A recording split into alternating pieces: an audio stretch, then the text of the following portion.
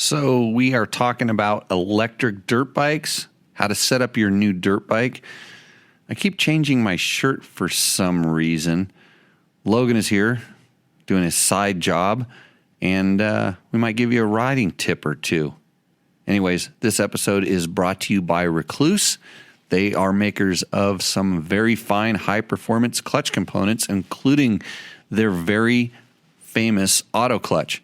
People always ask me, Jimmy, do you really use those? And I'm like, yes, on almost every single one of my personal bikes, because it's one less thing I have to think about. It's one less thing I do. And with my declining skill on a motorcycle, my sliding curve going backwards, it's one less thing I'm not going to mess up anymore.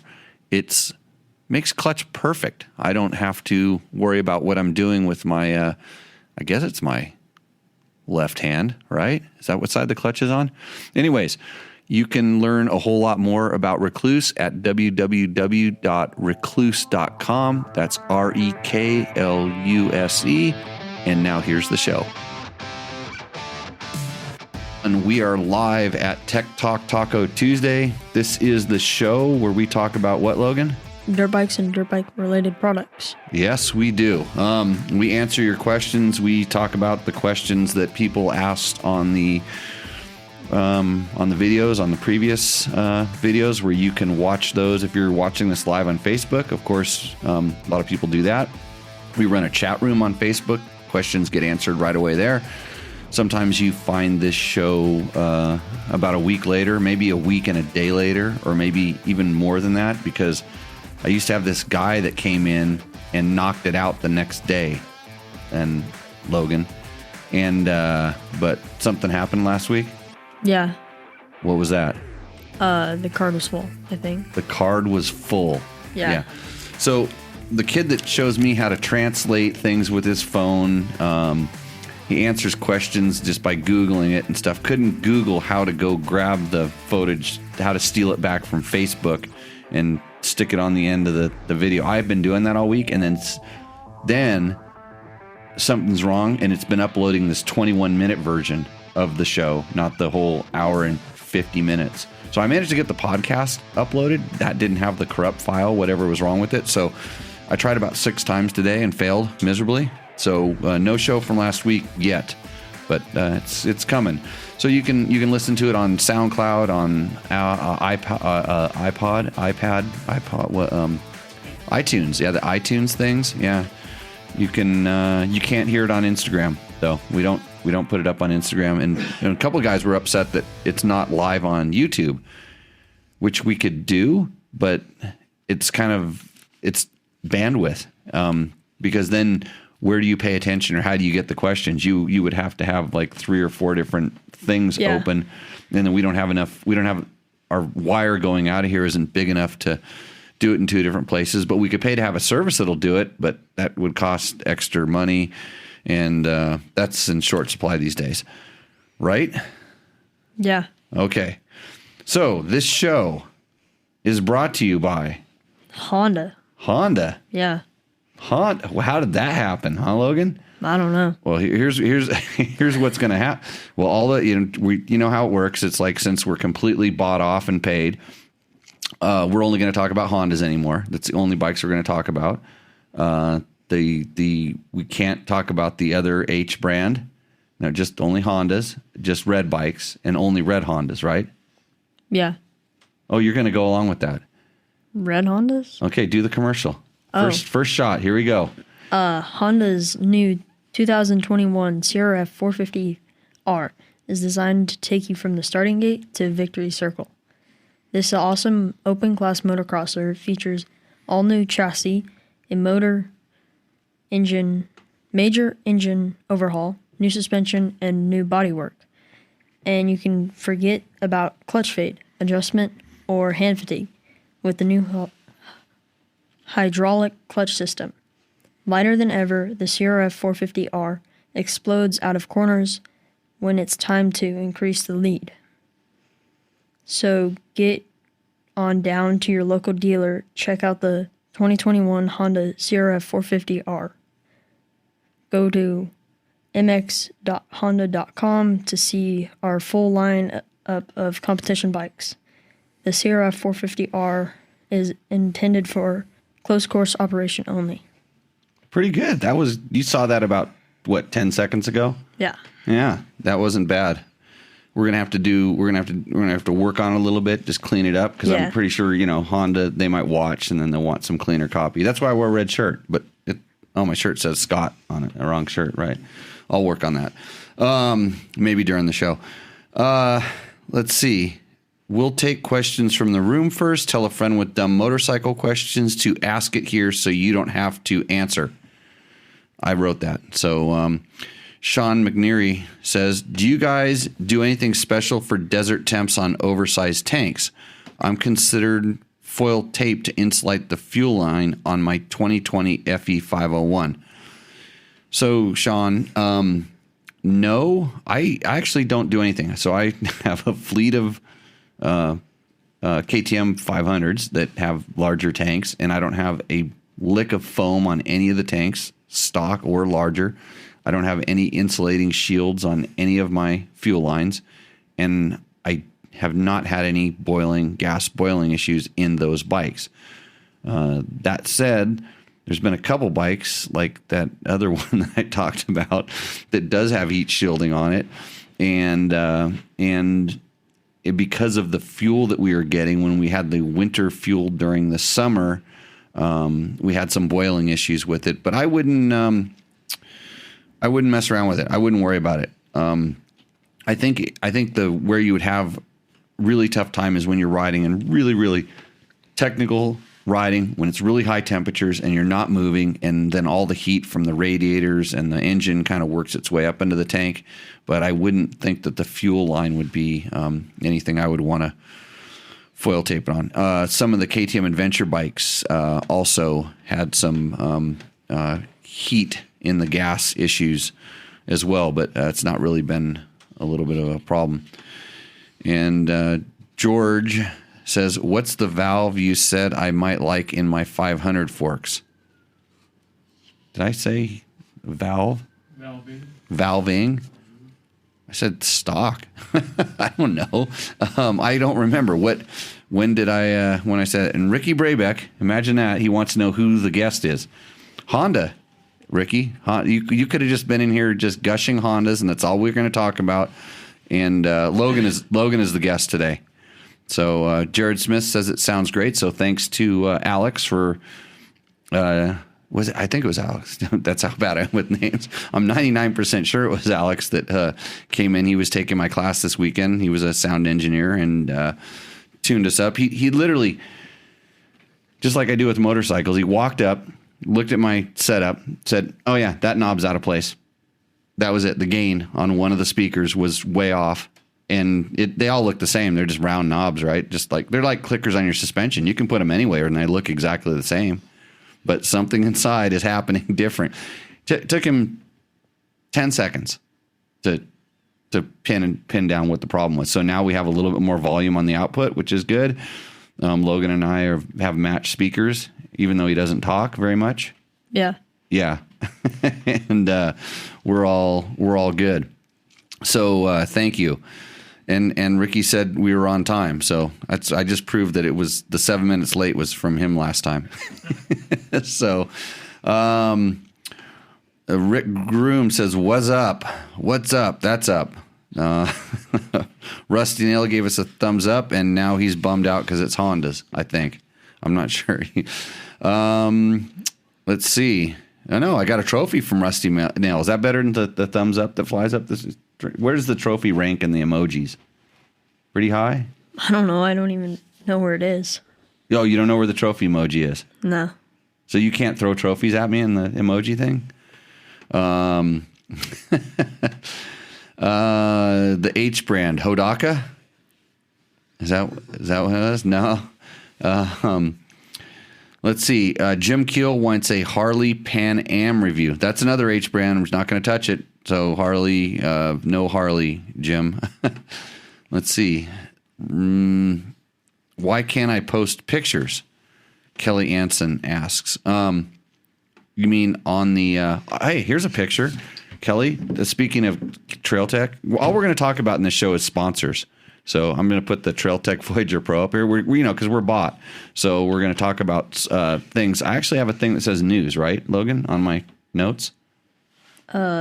News. Yeah, let me have that because I have to remind myself what I was going to talk about. I know what else we're going to do. We're going to give away that shirt because it's a Honda shirt.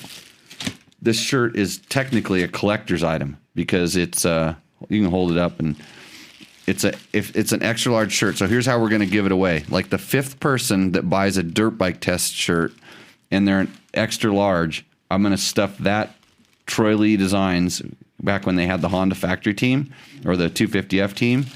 I'm going to put that shirt into the package. So buy dirtbiketest.com t-shirt. You can go onto the website and there's a thing that says store and you can click down and get a cool t-shirt that way.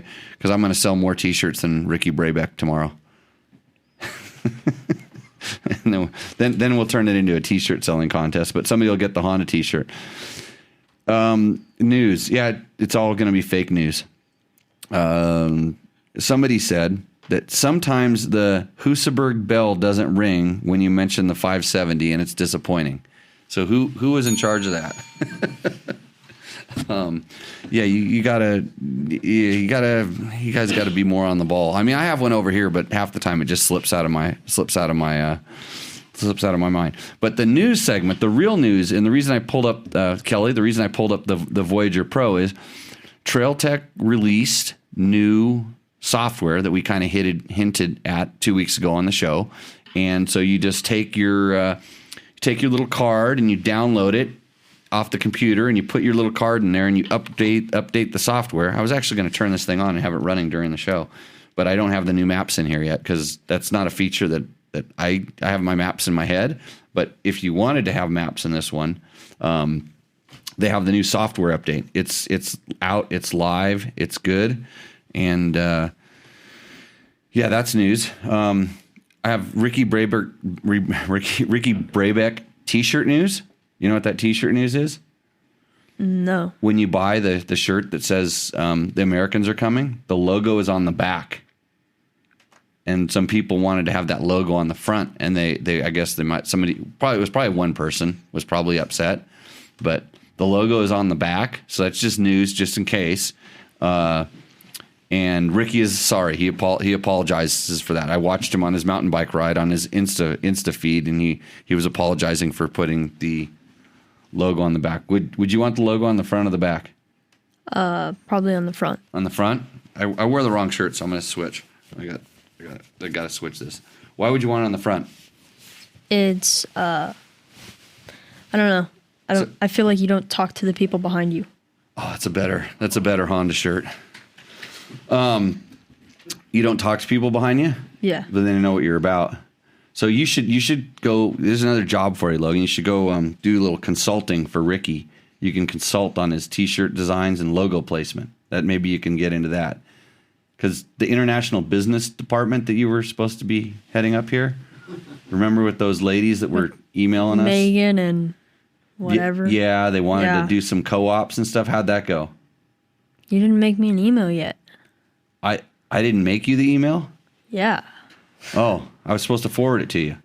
Yeah. You got to read it right off the sheet, didn't you? That was all the information you needed. Oh. Oh, yeah. And on other news, Jimmy will go ride gas bikes on Friday. So if you want to know about new gases, you can probably check in with us early next week, and we'll know what those what the more red KTMs work like, and maybe have a little more information on exactly what's different and what isn't, and so forth and so on. You know, they have the mini bikes out there too. They said they were going to bring kids to ride them. If you were healthy, I could have brought you. Yeah. They have a 125 too. Yeah. Yep. Okay. I'm going to read this question. Mike Zabrik.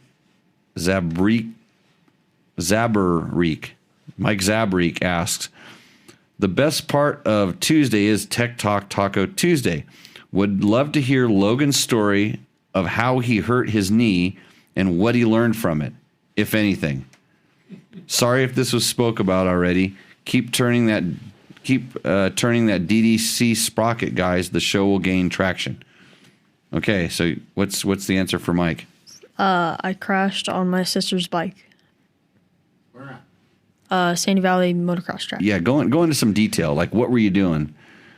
The track was super muddy, and my sister is quite a beginner. Mm-hmm. So I was going to build a line, and then I crashed on the mud. So you were Slid out. sweeping the mud off the track, Yeah. and you intended to use your tires, Yeah. but you used your knee? Yeah, I have my foot, then my knee. So what happened? You were like going straight, Straight, and then I wasn't. Went into a turn. because that place is slick. It Yeah. has some pretty slick dirt. Yeah, clay. And then you stuck your leg out. No. I turned. I was on this side of the track, and it was a right-hand turn, so I was going to go on the outside. So I was cutting in, and the rear tire started going in front of the front. Rear tire went in front of the front, and then you put your foot down. Yeah. Did it go pop? Yes. Yeah. Okay, so that's how he hurt his knee. Yeah. What'd you learn? What'd you learn? Don't wear knee braces, and don't go putting personal records on the pit bike track while it's muddy. Personal records. Yeah. Were you doing lap times? Not really, but You're throwing down a heater. kind of. Kind of. Well, it's nice of you to sweep the mud off the track. Yeah. Did you have your big bike there? Yeah. And you could have been riding your big bike. Yes. Okay. Just checking. So don't throw heaters down on the pit bike track. I don't. So do you think a knee brace would have helped? Yes. So it's not. It wasn't a. Was it? It was more of a bending. Your knee flexed in a way that it couldn't, or did it twist? It twist, but it wasn't like a super hard twist. Yeah. It was more of over a duration. It So I feel like it kind of stuck, and then you kept Stuck in it. Like in the bike kind of fell on its side where it, No. spun around backwards. right. Mm-hmm. Yeah, I don't want to talk about it anymore. Yeah, that's enough. That's enough talking about that. Yeah. Because it was funny because this week I was actually trying to order up some knee braces online all over the place. Not knee braces, knee cups. I use a couple different EVS ones that you can't get. Everything is like, it's amazing how much stuff is sold out, and it was the first step of when I haven't needed any motorcycle parts or gear or anything for a long time. Just been riding on what I had. And it was like, my knee braces or knee cups are getting a little bit worn out. So I have knee braces. I only wear them really at the track. That's about the only time I wear knee braces. Other time I'm wearing knee cups all the time. So yeah, that's a good, I've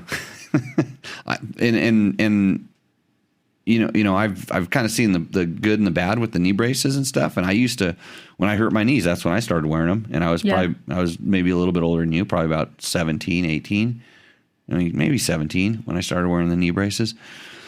And, but I kind of destroyed my knee but it made it last till I was 27 or something like that. I got 10 years out of running knee braces with a kind of a bum knee, but you strengthen up the muscles and everything comes back. And I did the same thing. MCL was what I tore, and then it finally tore my ACL later to finish it all off. So, hey, Mike, hopefully that answers your question with Logan. Doug Derby put a picture of a transmission up on our page where we asked for questions today, and he said, "What is this transmission from, Jimmy?" And then he gave me a hint, which is like, give it away. Greatest bike and dual sport ever made. So what do you think the answer was? KTM 500. Oh, Husberg 570. Now he's saying it. I'm not. I was going to say, I think I said that counted. Well, here's a funny thing. I mean, I think the transmission. I mean, when you look at a transmission, they look the same out of almost any bike. And I looked at it, and you know how I knew it wasn't out of a Husaberg 570? It wasn't at a tilted. Well, all you saw was just the piles, the cluster of Yeah. gears just laying on. The reason I knew was because it wasn't bent from all that power. Actually, it was out of a Husaberg 650 is what I think it was out of. It was an older, like the older one. And that bike had a lot of power. Like that bike has really a lot of power. Not very durable, evidenced by he started dropping a few photos later of his bike that the rod had come out of the bottom of the motor or something like that. And I think the transmission was grenaded too. Cause I'm like, why would you even take one of these things apart? Just you don't ever want to work on one of those things. The older ones are actually not too hard to work on, but they're hard to get parts for. So, Jason Nader has a question. Why don't you go ahead and hit this one, Logan? I'm going to switch my shirt again. He says, "Hi Jimmy. There's a few companies making rally towers for KTM 500. What's your opinion on running one for dual sport use? BDR, type riding, fire roads, 2-track, and easy single track. Not too technical. What are the pros and cons of rally screen? Thanks and keep up the great work, Jason." Rally towers on 500s and for mostly dual sport use. I think it's a trade-off. It's a little bit kind of either or. It's good a little bit for wind protection. It's a good place to kind of be able to put your GPS. You can store a couple things up underneath it. They look cool. Well, depending on the one you get. Some of the ones look really homemade and other ones look really, really good. The moto-minded ones kind of come to mind as being ones that kind of fit on there and look pretty good. But if the problem is when you put something up in front of you like that, it makes it hard to kind of see right down in front of you. And I think we talked about it a little bit on last week's show. And I think Andrew was saying, if I didn't have to have all this stuff on my bike, I wouldn't have it on my bike. And I'm the same way. My rally training bike has a ram ball that I clamp on my iPad and I mount a set of buttons on, and within 5 minutes, I can turn it from a rally bike into a bike I can go do single track trail on. Well, it has the big gas tank. I don't switch much else. So, I'm kind of, I think if you're doing it more for the looks, it's good. If you feel like the wind protection will help a little bit, like, if you're doing higher speeds where the wind's blowing at you, it can help a little bit, but they kind of get in the way, and it's one more thing to break if you fall. They're not cheap. So that's my personal opinion. I don't have one. So I guess I might not be the right guy to ask if you're doing that. What do you think, Logan? Haven't really ridden with one. I've ridden the ram mount and the button one, but What about you rode CRF 250L? Yeah. Which essentially has a full fairing. That's the same kind of thing. Did you notice anything when you were riding that? I liked it on the road, and it didn't bother me on the 2-track. Yeah. So there it is. If you're doing 2-track and roads, Yeah. Logan says yes. Single track and rally towers should not be used in the same sentence, says Craig Alberts. And then what does Rusty Nail say? What's on the slate for Honda? Will you be testing some models? If so, which ones? We're trying to get, we have a CR 450L. I think we still have it. Berm Cannon Mark has it. We're trying to get the Africa Twin DCT because we want to compare it. We spent a lot of time. You'll see a picture of it floating around on the screen behind us. We spent not a lot of time, a fair amount of time on the standard transmission Africa Twin. So we want to get the DCT because that's really a big question a lot of buyers want to have about that. I'm waiting to get my hands on a CRF 450 RX because it's the same as the new motocross bike, and I have a feeling that all the changes they did the motocross bike will bode really well to the RX. But that little blurble everybody's talking about with the 450R, it hasn't gone away. and I think they're selling every one that they can bring to dealers, from what I understand. So there's no reason to go and try to get a whole lot of extra press on it when they know exactly what we're going to complain about for the time being. But so we'll see where that goes. We still have our 450R, and I think Scott Hoffman has it, and he's doing some stuff with it. I think putting stiffer suspension. So that's where we're at with the Honda stuff. What should we test, Logan? I definitely like the 250 Rally. Oh yeah. Yeah. What about the CRF 110? Sure. Yeah, you can hurt your other knee, right? Yep. At the flat track, because we'll make that thing slippery. Yeah, that's it. What's the next question?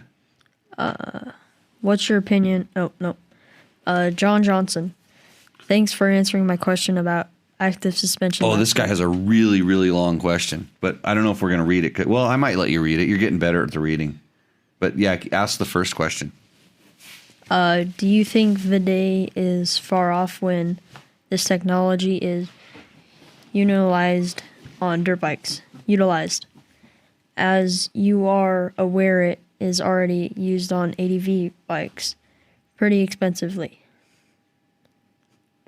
I see a day when we are using suspension mapping like EF ignition mapping is being used currently. I'm making fun of my shirt, which I just put on the camera. The shirt says, "Where I come from, we roost punks who talk shit."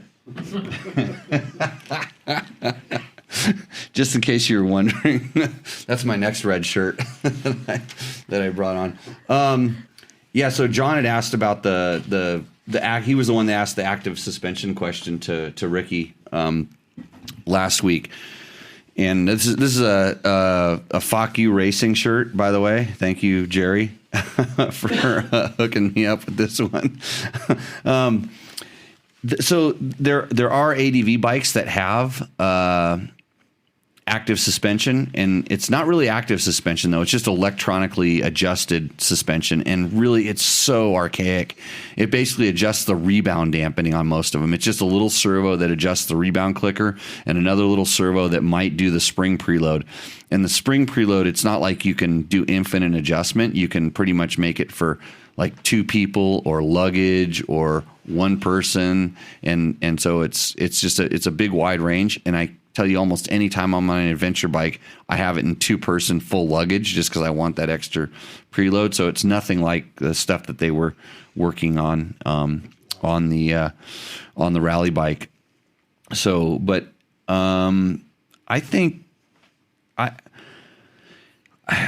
the day is far off when we're going to start seeing this stuff on the dirt bikes because it's cost. It's just it's expensive at this time, but for the adventure bikes, it's showroom bling. It's gimmick. It's in reality, think about how much do you really change your suspension once you get it the way you like it. So that's the question there. We want to hit this next question. This could open up a can of worms. This one. I think it's by a different person, actually. No, it's the same guy. It's John Johnson. I moved his question there in the thing there. So go ahead and start reading it. I'll start doing comments. Probably change my shirt again. You never know. Jimmy, maybe get a beer.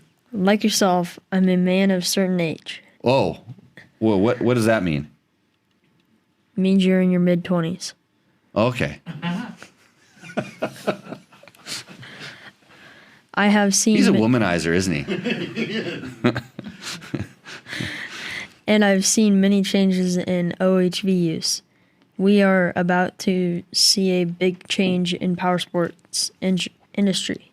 California Governor Newsom has signed into law Executive Order N 7920, Section 2, Subsection C. Okay, so right away, this guy's doing his research. John's got some of the facts here. Where's Chris Reel? Chris Reel might need to be present for this discussion. Okay, keep going, Logan. references a ban of sale of all new gas-powered off-road vehicles by 2035. This is a bit of political virtue signaling, but it is still a law until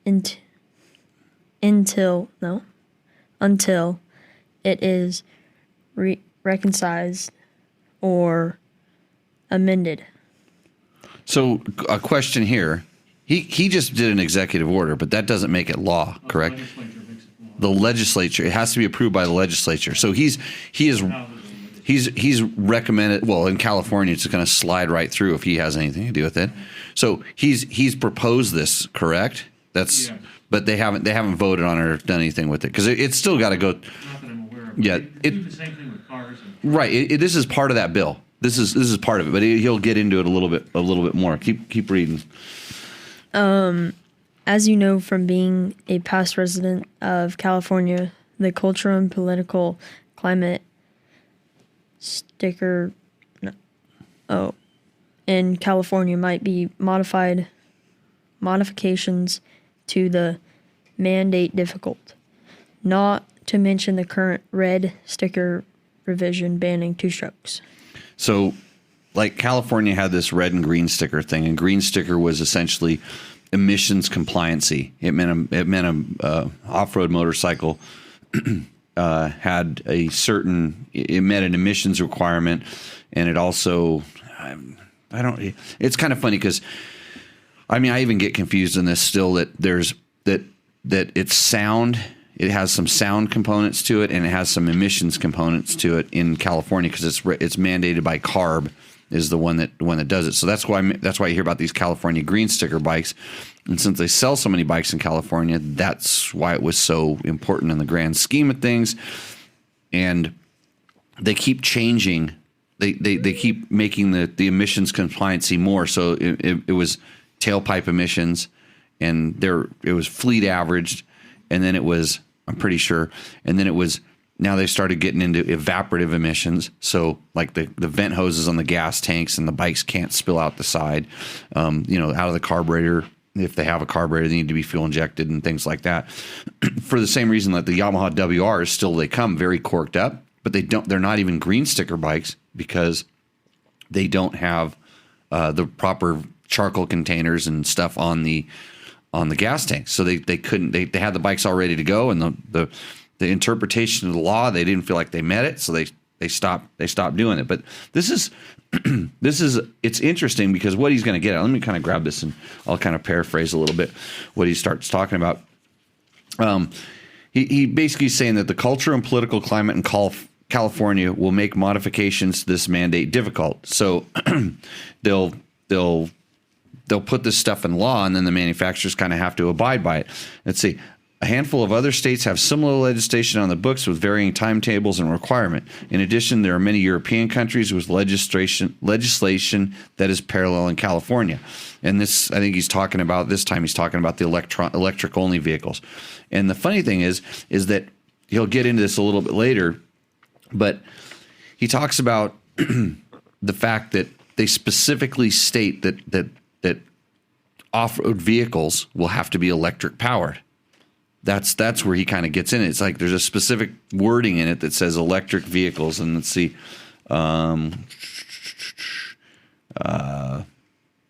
can't find the thing, but he goes into talking about how Honda and other manufacturers have shown electric dirt bikes, and he's kind of, I think what he's kind of afraid of is that everybody's kind of get on board and say, okay, we're 2035, that's plenty far out, but like what happens if where are you going to charge your bike in the great outdoors, which doesn't have power cords everywhere, to be able to go ride your vehicle, your new electric vehicle that you buy? Well, the way things are going with dual sports, to make a bike that's that compact, that puts out that little emissions, that doesn't make any noise, you're heading towards green. You're heading towards electric vehicles to a certain extent. I know he's talked to some of the people that are involved in the advocacy for this, and he's worried that everybody's kind of like going, oh, the other group will handle it. The AMA, maybe they don't want to touch it because they think it's far enough out, and then maybe the Motorcycle Industry Council, and there's a lot of different groups that could maybe touch this, but I think it's still maybe a little bit far away from becoming a law. But if you don't pay attention to this stuff, it sneaks up on you, and all of a sudden, like, less sound equals more ground, and oh yeah, closure.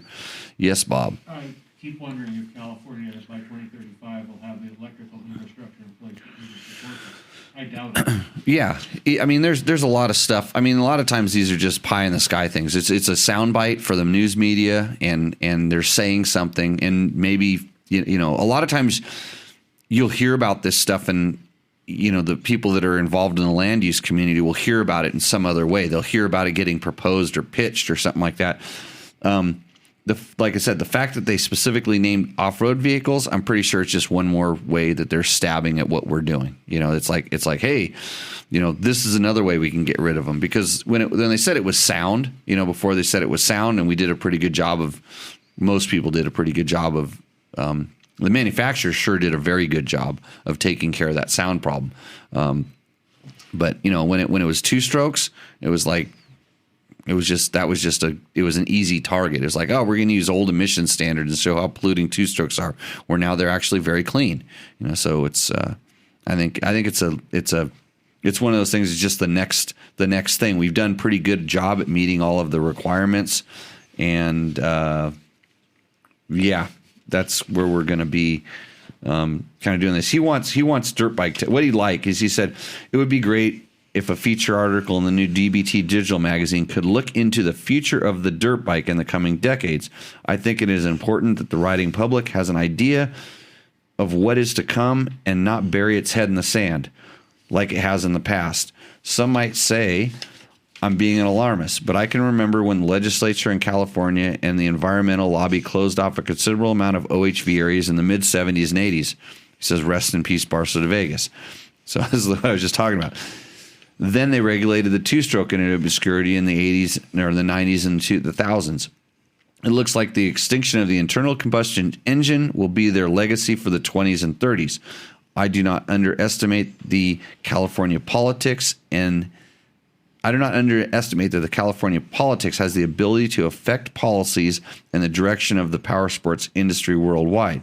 This is evident in the four-stroke revolution that has taken place in the recent past. I'm going to stop now and give you my feelings on that. Like I said, we've been presented a lot of challenges, and the industry did a very good job of reacting, adapting.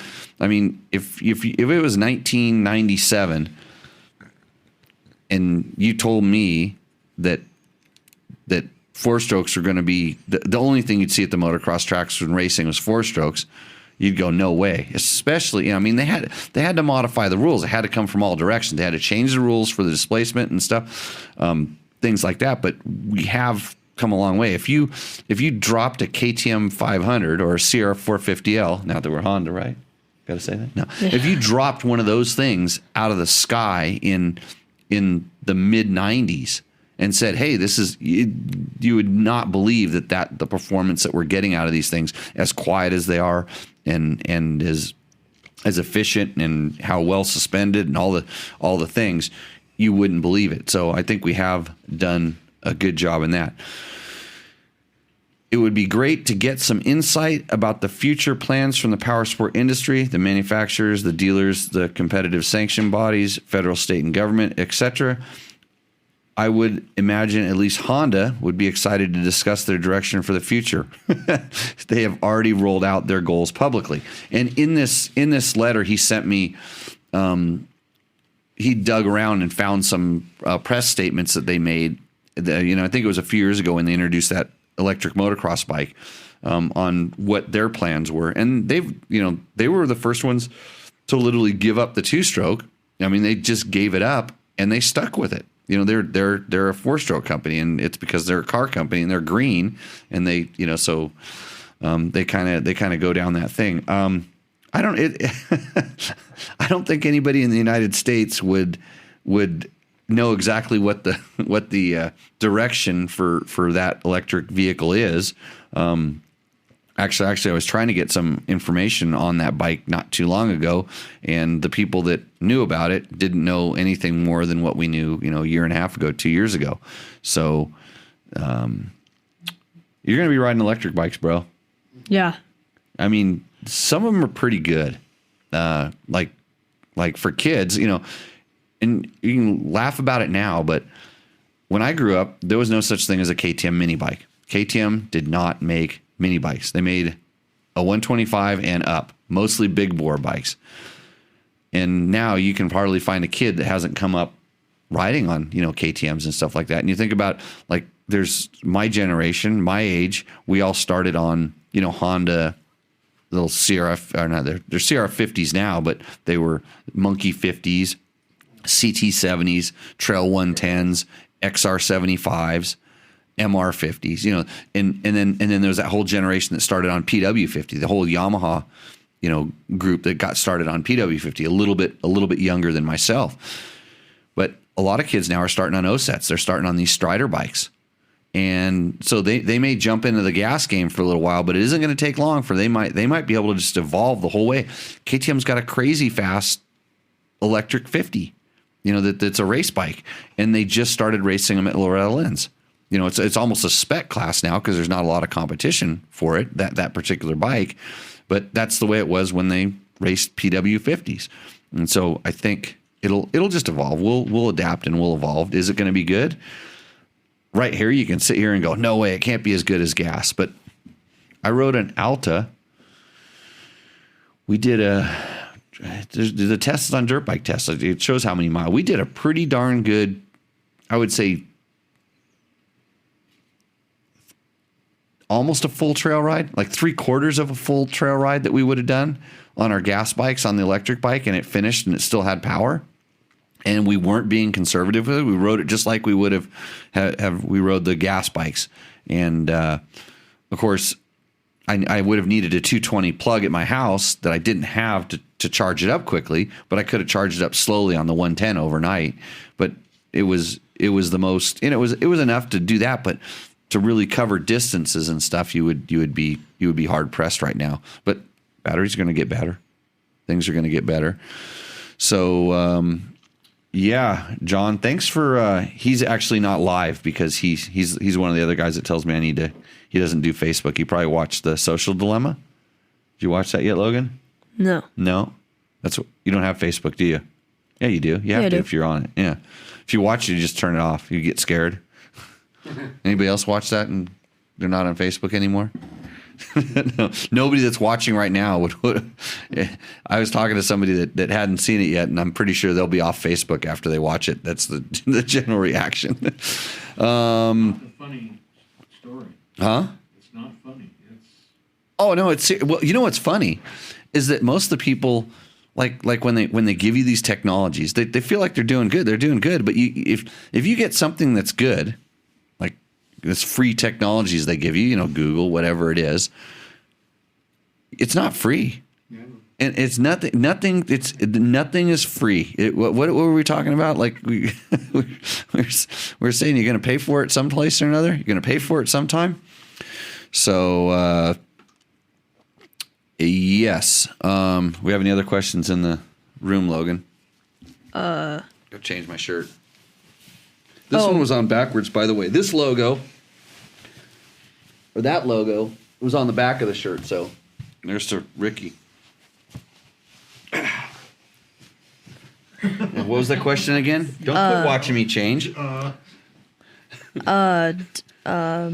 George said, was it Newsom that proposed the 3-stroke engine, eliminating the exhaust stroke to eliminate the emissions? No, I'm the one that did that.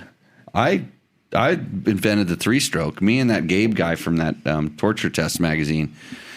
So the 3-stroke, it would fix everything. It actually sucks the emissions back in, and it makes it's net zero. What do they make it? Net zero. There's like that Volvo you can drive, and it actually has a catalyst in the radiator, and it actually cleans the air more than it pollutes it. there's smart people out there. We'll figure something out. Hey, look, my shirt's climb. It says climb now. Hey, Logan, how come I got a climb shirt this time and you don't? I've been wearing the climb one a couple. You're shows in a pimping the row. dirt bike test T-shirt that hopefully somebody's gone in the store and ordered already. Yeah, everybody's really stoked on Gavin Newsom. Oh, Chris Reel is here.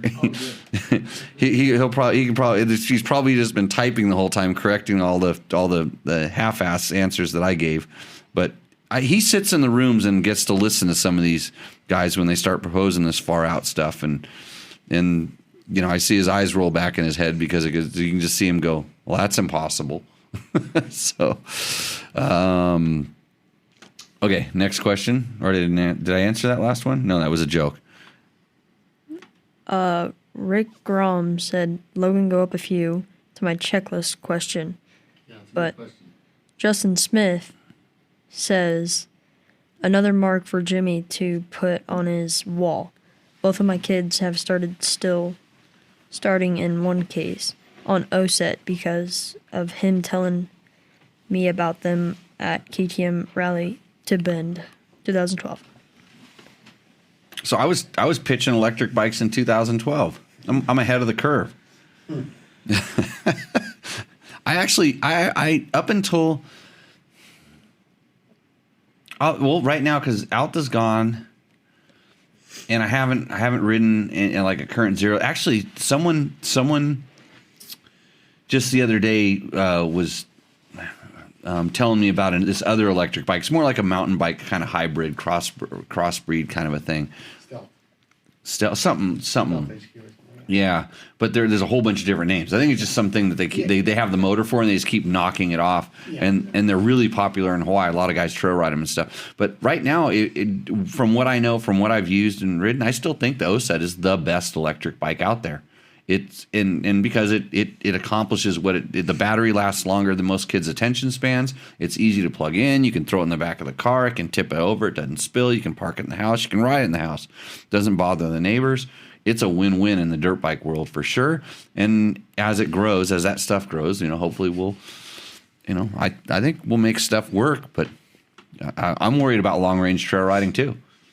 That's why I ride 2012 to 2015 KTM 500s and not the newer versions, because I can get a tank with a gallon more gas in it, and to me that's important. So I can get the almost 6-gallon tank where I can't get that with the newer bikes, and and that makes a difference for what I do. So I can't have a new bike. No. Okay, what's the next good question? Victor said soy-based gasoline with gluten-free, non-GMO, fossil-based oil. Victor, you're going to get kicked off dirt bike test too.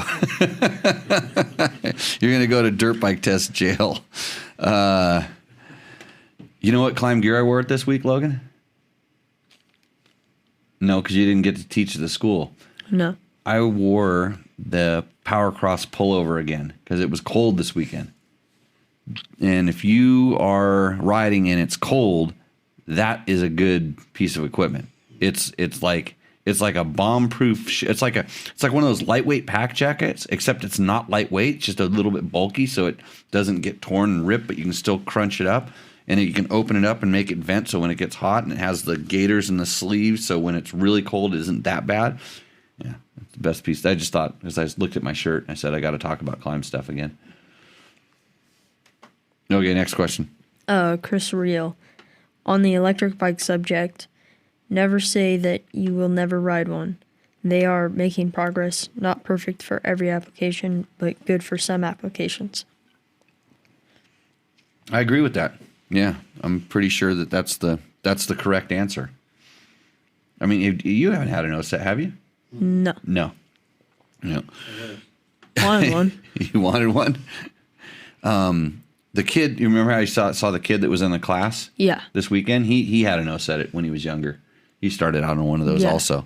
And all the kids, it's funny, the kids that I've seen now that have grown up and they're on their 85s and stuff that started on the OSETs just seem to be, well, all the kids seem like they're a little better because they watch videos and they just do whatever they see. But some of those kids are actually really, really good.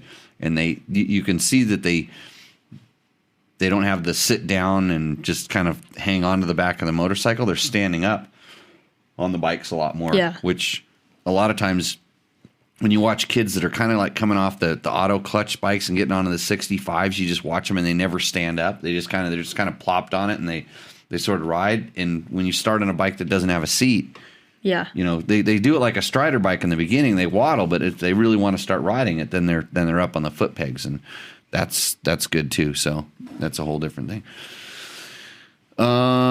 Craig Albert says, "Thank God my underwear doesn't have slogans or logos on it." Yep, I got to get down to the Honda shirt. Any more questions? Are we running out? Yeah. Yeah. Yeah. There we go. Finally. CRF shirt. Sporting. Wearing one for the team. Where's Ricky when he. That's the question that I asked you to go back to. Someone wanted to know how our rally training went. Our rally training went well. And we're going to do one more before we send those guys off. Rick Grom. What is your checklist or to-do list to a brand new bike when you bring it home before you ride it? I have a 21 KTM 300 XCW TPI that I will be breaking in Christmas Day. You have it now, or you're going to get it on Christmas? What do you think? I think he'll be getting He's it. getting it on Christmas. What do I do? It kind of depends. It depends on how bad I want to ride it. It's funny because I mean, it'd be doing all the magazine stuff over all the years. The new bike thing is. I used to feel so bad riding them because I mean, when I was a kid and I got new bikes, I'd put like clear plastic over the graphics and stuff so they wouldn't get scratched up, and just do things to make them, put tape on certain things because I wanted them to stay clean and everything. But as I started testing a lot of bikes and started getting used to it, it was like it's going to get thrashed anyways. I don't care. So it was like about kind of how it looks. But where I was really particular is it depended on the brand and it depended on what day the bike was assembled at which factory, and it's different. You could save yourself a lot of grief if you within the first 5 hours of owning that bike, you pull out like all the bolts, like the axles, the swing arm pivots, the suspension bolts, do the headset, grease all of that stuff. I would definitely take some time within the short term. I mean, you don't have to do it right away. Nothing's gonna. I doubt that anything will go bad. And then pack the bearings with grease. Would definitely do that. And when you're putting it back together, torque everything to the manufacturer's spec. I guarantee they try to at the factory, but it depends on how fast they're coming through, whether they get it all the way there or, things like that. But especially just when you do little things like that, setting up the headset, the right torque on the headset so that it moves freely. I would definitely do that kind of thing. And other than that, it's just like kind of a bolt check. I would usually, after the first time I really rode it, check the spokes, and then for the next 3 times, probably check the spokes. And Fast Company makes a super awesome spoke wrench, by the way, if you want to do it perfectly, because that way you can do it. You can set them before, because getting torque on a spoke is, if you don't have a good feel for it, pretty difficult. I have a good feel for it, and I still like using the torque wrench because you're going to go around and you're going to make it perfect. And if you think about the way a wheel's held together, it's tension. And so having the right tension on all the spokes will go a long way in having that wheel settle in really nice. What else would I do? Check the little things like the wires and stuff. Make sure the wires aren't rubbing or getting pinched someplace. Remember, the person that is assembling that bike, the people that are assembling that bike are doing 150 or 200 of them a day.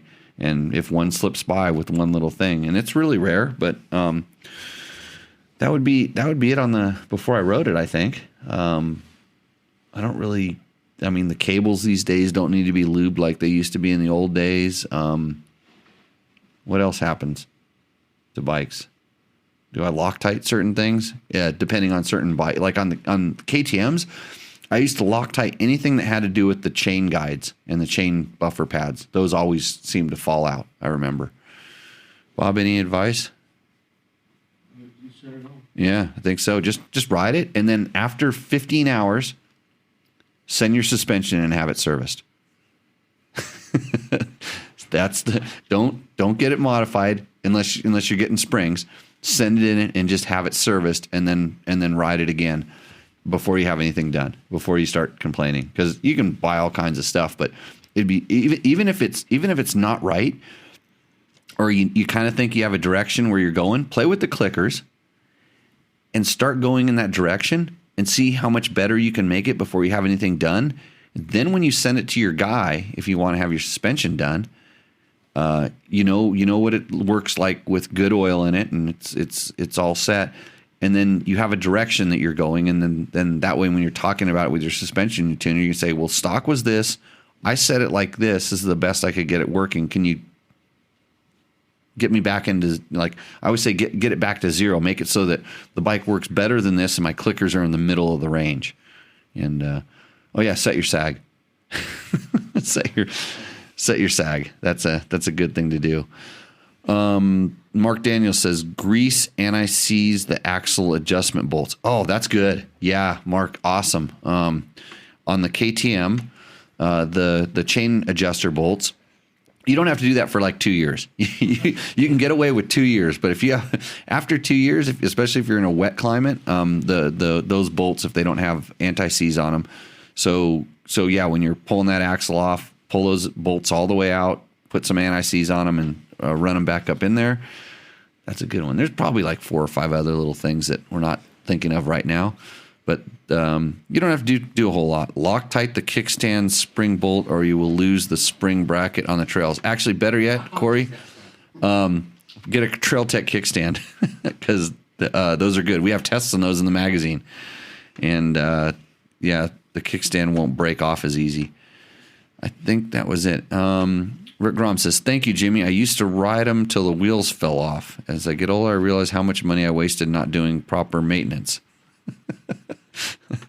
I still ride them till the wheels fall off. I got to speaking of that, I have a KTM 400 with a California license plate on it. And it's not electric, it's gas, my friends. And it's got a carburetor for all those people that, want to keep the carb live. I threw it up on a SoCal Dual Sport Riders forum today, so if you're looking for that, 790 versus 890 Adventure R. He has a question mark. Which? And that's chasing waypoints. I don't know. I haven't ridden the 890 yet, so I can't tell you. I don't know. That's a good question. Africa Twin. I have to say that, don't I? Do I have to say that now?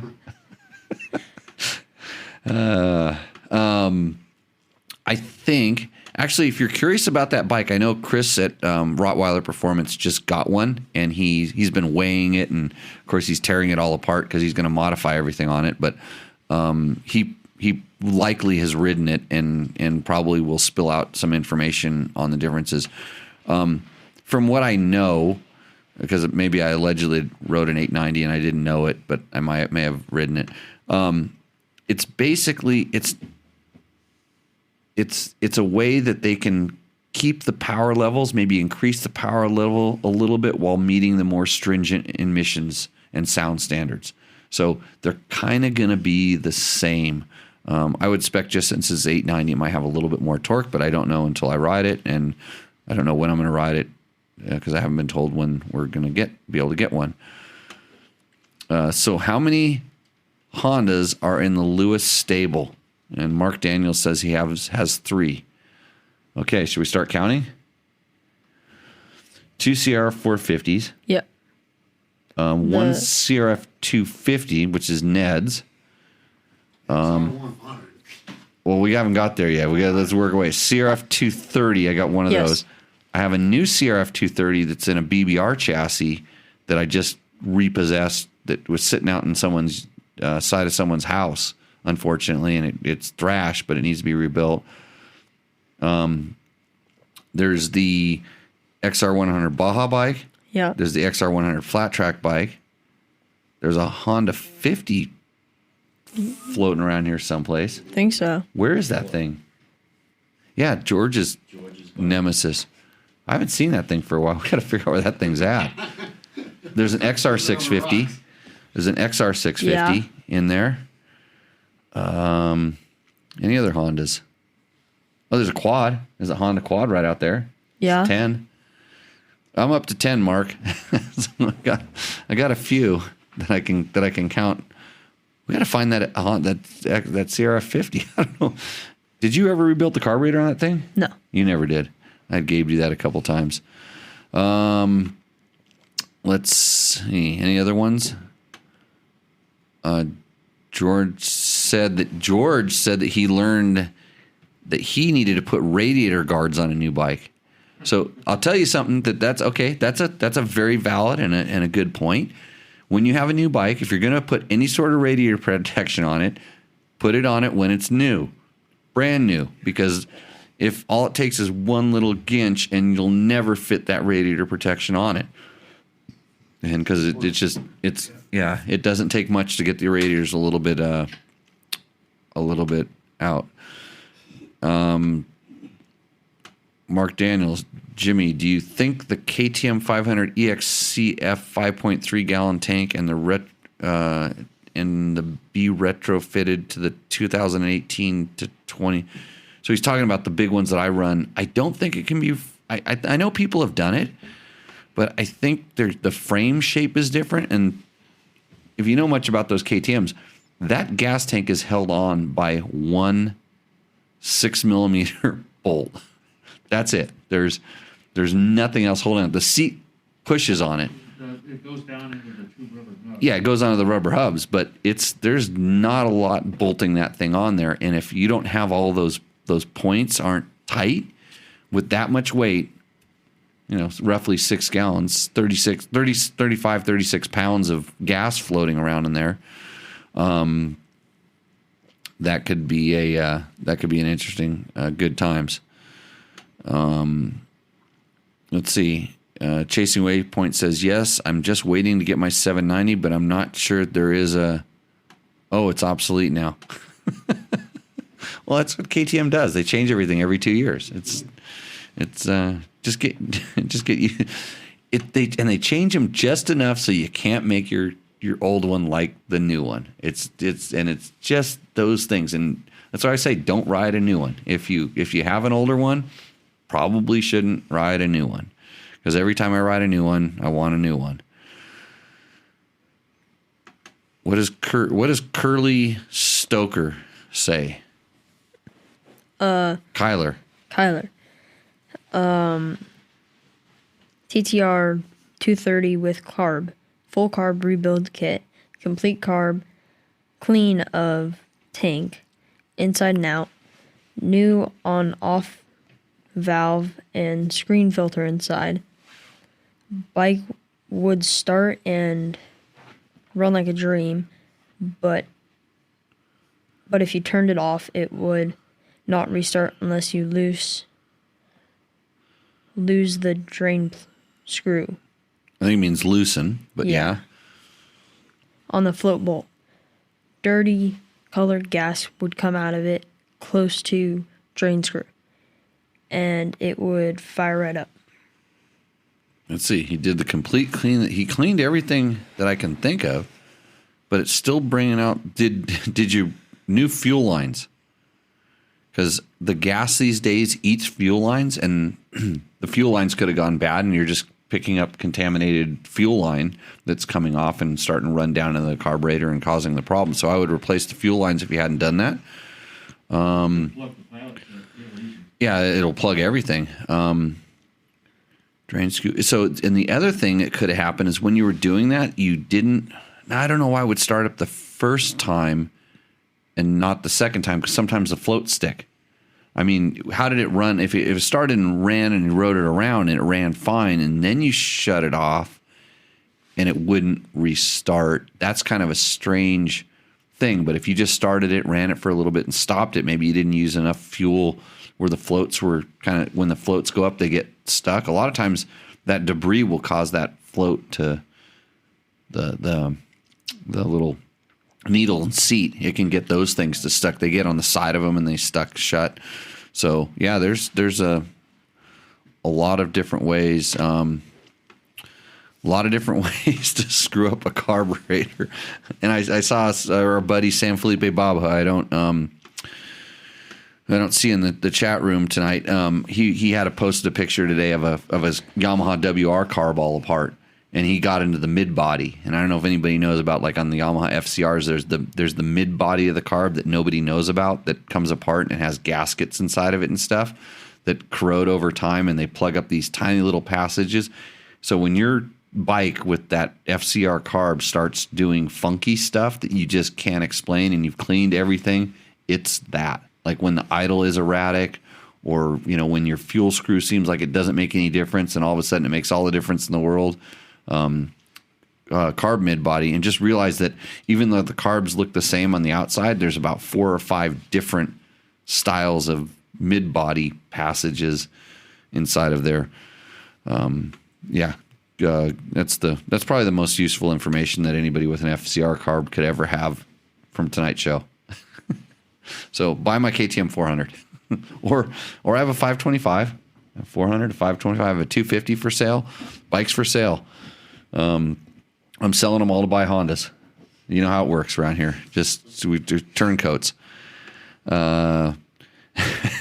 And Craig Albert says, dangerous playing FCR mid body work. Yes, it is, because the little Torx bits you need to get out of there, and then usually you have to buy all 4 of the different gasket kits to figure out which one you really have, because they look almost identical. Although I was working with All Balls trying to get their descriptions and model years a little bit better, because I had some stuff that was a little bit off. So yeah. Anything else, Logan? You have any other questions? I don't think so. You don't think so? Did you like the show with Ricky and Andrew on it last week? Yes. How come you didn't upload it to the YouTubes then? If it was so good, how come you didn't put it on the internets? Are you going to get this one up tomorrow? Let's talk about this right now. I will hopefully get it up. Okay, I will. I like that part of it. And then we went to hopefully. No. That's a bog. That's like your 125 2 gears too high. It was like, well, hopefully. That was like verse second, and then hopefully. Yeah. And now we're singling the triple jump, Logan. So now we're hopefully singling the triple jump, and like the lights on, there's no blinking stuff going on. We should be good. Right? That the SD card in there was blinking, but I don't know if that does anything right now. This thing here? No, the red thing in the desktop. You mean this red frame around here? No. Oh, in here, that one there? No. Yeah, Logan, you're the technical advisor, so if you see something going wrong, you need to say something here.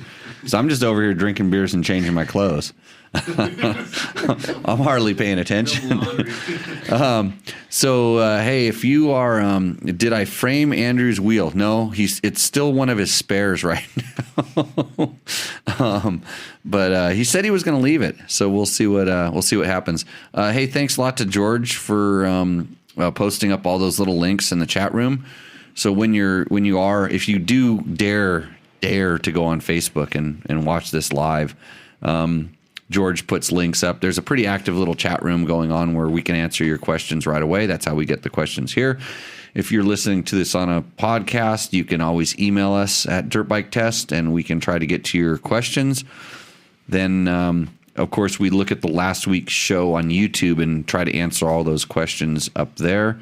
Or if there's a bike video or a test video and some questions pop up, we'll try to bring it up on this show to be a little more dynamic and how things are going. I just haven't had time to do many more videos lately. We're contemplating the future of the digital magazine, see if there's some lifeblood in it for another issue. It seems like there is, but the billing department, that's me, has to send out the invoices. That's me to get the money from the first one so we can do the second one. So we'll see how things are going, but Slogan on the left and Logan on the right. Yep. Logan, what's the best bike? Oh, He can't even. He's so torn right now. He can't tell me. Okay. Here's what's going on. He's afraid that he won't be able to get the YouTube video up tomorrow. So he's hedging his bet. He's being careful. He don't want to say he's going to do it and then not be able to do it. And then he knows what he likes. He knows which bike he likes, but he's afraid to say it because he thinks I might bark at him or something. What's the best bike? I haven't rid a anything. Oh, I haven't rid a Waffle. Honda over 250, and I haven't ridden a Husaberg, so I'm gonna go with KTM 500. KTM 500. You haven't ridden any of the Honda 450s that we have in rental bikes in the class? Not even to warm them up and down the street? The Honda 450 for a trail ride with Faye and Johnny. Okay. You rode one of the Honda 450s that day? Yes. Oh, because we wanted to be all red that day. Yeah. Yeah, we all want to look like Honda people. See, I can switch. Just doesn't take long. Just go in the garage and get one. The only one that'd be hard for me to ride right now would be Kawasaki. Randy Fish, Olaf from Guerrero Negro. Wow. Yeah. Yeah. I bet you the weather's nice down there. Yeah. Yeah. I wonder if he's a resident down there. Let's see. Trick Questions sponsorships. Anyways, hey, by the way, hey, I really do appreciate Honda coming on board. I mean, I'm in all honesty, it's like they did make a conscious decision this year to support some what we'll call endemic media. They've been spending all this money with Googles and the Facebooks and stuff like that, and somebody down there realized it's like, hey, we need guys that really know what they're talking about, that really test our products, that can deliver the message, and they know me. They've known me for a long time. And they decided they'd like to support this show. They like what we're doing here. And so it's not going to change the way we feel about bikes or how we test bikes or anything like that. And in fact, before I even knew this was coming about, you can listen to the podcast on our CRF 450R, the one I'm going to do the read on in a minute. You can listen to the podcast about that bike. And I mean, I was really happy with that bike, and I talk about how much I liked it in that test. It was like I was really happy with it. And it's kind of funny because I complained a little bit about the blurble that everybody complained about, but I was way more stoked on the suspension, the chassis, and the handling. And it's funny because it sort of took a left turn when all these media guys got it and like, suspension's too soft, and it's this and it's that. And it's like, no, I think for the regular guy, I think they kind of nailed it. And that's why I really want to ride the RX. Won't know until I ride it. But if that direction, because I'm a little more off-road guy now, but if that direction took its place, I think that could be a really, really good bike. And then poor Big John, who has his CRF 450X, we all bummed out because I got him to buy that X last time. So anyways, so anything, that's it. We're closing it up the show. You got another question? Todd Kelly, when does the Christini come out? When does the Christini come out? Oh, I think he's talking about the all-wheel drive adventure bike. Probably not very soon. I still need to go and work on that Christini. We have the 450 to get that thing tuned up right. But the all-wheel drive adventure bike, I think they're slammed making all-wheel drive mountain bikes, fat-tired all-wheel drive mountain bikes. They're bicycles, you can't even get them. And that's such a unique thing. They were busy with them anyways, and that's sort of taken over for right now. So wouldn't expect anything motorized out of them for any time soon, I don't think. Okay. Honda's new 2021 CRF 450R is designed to take you straight from the starting gate to the victory circle. This awesome open-class motocrosser features an all-new chassis, a major engine overhaul, new suspension, and new bodywork. And if you forget about the clutch fade, adjustment, or hand fatigue with the new hydraulic clutch system, should have said, and you can forget about clutch fade, adjustment, or hand fatigue with the new hydraulic clutch system. Lighter than ever, the CRF 450R explodes out of corners when it's time to increase your lead. So get on down to your local Honda dealer and check out the 2021 CRF 450R. Go to mx.honda.com to see the full line of competition bikes. And remember, the CRF 450R is intended for closed course competition only. Okay. So with that, everybody, we are going to close down the show unless Logan has any other bits of news for us. Does the first gen Christini count as a Honda? All of the Christinis are, well, no, there was the whole run of KTM's, but any of the Christini 4-strokes were based off of Hondas. Like even the current Christini is based off of the 2008-ish CRF 450X. So yeah, they're kind of like knockoffs, but they were so different. But it's you can pretty much replace almost any part on it with a Honda part. So a lot of crossover there. Okay, everybody, thank you for joining in. And I don't know if we're going to do a show next week. I might be out doing that second batch of rally training. Maybe we'll try to pre-record a show with some of those clowns and get them to talk again, and we'll go from there. Anyways, thanks for everybody for sponsoring this show. Thanks for watching, and what are we going to do? See you out on the trail. Hey, Logan, that was a pretty good show, huh? Yeah, it was. Did you learn anything? Yeah. What was that? I need to get a Recluse on all my bikes. All your bikes? Yeah. Which one first? Probably the YZ250F. Why is that? So I worry less about my clutch and worry more about my riding. So we're going to see you in the expert class pretty soon, yeah? Hopefully. Right on. So if you need more information about Recluse clutches, where do you go, Logan? Go to www.recluse.com. That is Recluse spelled REKLUSE. So for Jimmy Lewis, this is Logan Tyler, and we'll see you on the next show.